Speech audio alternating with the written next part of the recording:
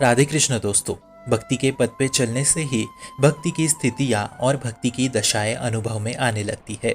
जैसे योग में प्राणायाम, नियम, ध्यान, समाधि ऐसी स्थितियाँ होती है, वैसे भक्ति मार्ग की स्थितियाँ तभी अनुभव में आती है जब हम स्वयं भक्ति के पथ पे चले। स्वयं भगवान कह रहे हैं कि सभी योगियों में भक्ति योग सर्वश्रेष्ठ है, क्योंकि भक्ति योग में साधक निरंतर समाधि में रह सकता है, वो भी गृहस्थ होके। पर दूसरे योगों में आप जब तक ध्यान में हो तभी तक समाधि का अनुभव होता है, जो बहुत ही थोड़े काल तक रहता है। इसलिए भगवान स्वयं पुराणों में कह रहे हैं कि भक्ति योग मुझे अतिशय अत्यंत प्रिय है, क्योंकि मैं प्रेम और भावरस से ही रीझता हूँ तथा संपूर्ण गीता भक्ति योग के इर्द गिर्द ही घूम रही है। ठाकुर जी अर्जुन को मेरी आराधना और मेरा चिंतन ही तेरा एकमात्र कर्म है, ये स्पष्ट रूप से कह रहे हैं। ध्यान के द्वारा समाधि बहुत ही कम समय के लिए रहती है, परंतु भक्त को जो समाधि प्राप्त होती है वो चलता फिरता, बोलता, खाता, पीता, नाचता, सोता, जागता हर समय भक्त समाधि में रहता है। वहाँ ध्यान में बैठा है तो समाधि है, पर यहाँ नाच रहा है तो समाधि है, गा रहा है तो समाधि है। यही भक्ति की सर्वपूर्ण स्थिति है।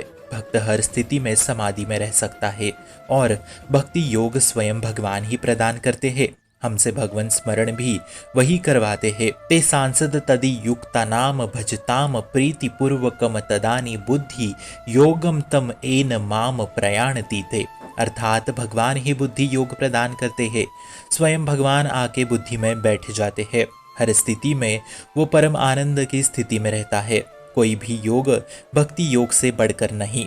सभी नियमों के साथ भक्ति में डूबो तो भक्ति का असली आनंद अनुभव में आएगा। ऐसी धरा भक्त की होती है जो वास्तविक भगवत अनुराग में डूबे हुए है। किसी योगी में वैसी धरा नहीं होती। भक्त तो गृहस्थ के कार्य करते हुए भी समाधि में रहता है, क्योंकि भीतर से निरंतर चिंतन प्रभु का ही तो हो रहा है। देखने में लगता है कि वो गृहस्थ है, पर वो समाधि में होता है। कोई संसार से विरक्त समाधि में है तो लगता है वो त्यागी है, पर कोई गृहस्थ में रह के प्रिया प्रीतम के रूप भजन सेवा में मग्न है तथा किंचन मात्र किसी भोग में वो नहीं है, तो उसको कौन कहेगा त्यागी। लेकिन असली त्यागी तो वो ही है, समस्त भोगों में रहता हुआ भोग की आकांक्षा ही नहीं तथा निरंतर प्रभु के चिंतन में रहता है। इसी को उच्च कोटि की समाधि होती है, ऐसा श्री स्वामी हरिदास जी कह रहे हैं। ऐसी उच्च कोटि की समाधि प्रेम समाधि है, क्योंकि प्रेम सदा बढ़ता रहता है, उसमें घटना होता ही नहीं। जितना भी होता है वो उस प्रेम रस में डूबता चला जाता है। अनंत समुद्र है प्रेम, तो ये प्रेम प्रभु के प्रति भक्ति से ही प्राप्त होता है। इसलिए कोशिश करे कि प्रीतम ही प्यारे लगने लगे। कोई दूसरे अन्य योग की क्रिया में फंसने की आवश्यकता नहीं है।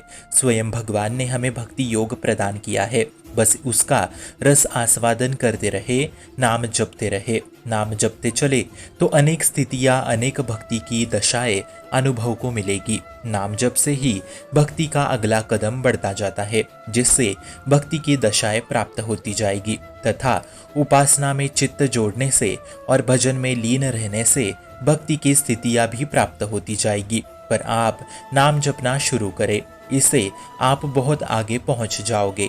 इसलिए पहले भोग दशा, देह दशा, इस प्रपंच दशा से ऊपर उठना अनिवार्य है, तो ये दशाएं नाम जप से ही मिट सकती है।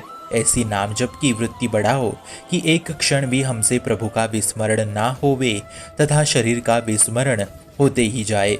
इसी से समाधि अपने आप आपके भीतर विराजित होगी। गृहस्थ में होके भी समाधि के लिए ध्यान की कोई आवश्यकता नहीं, बल्कि खूब नाम जप की आवश्यकता होती है। इसलिए निरंतर नाम जप में रहे। शुभम भवतु कल्याणमोस्तु। भक्ति का प्रसार करने हेतु इस चैनल को अपने मित्र और परिवार संग शेयर जरूर करें और भक्ति दृढ़ करने हेतु इस चैनल को सब्सक्राइब करना ना भूले। राधे राधे।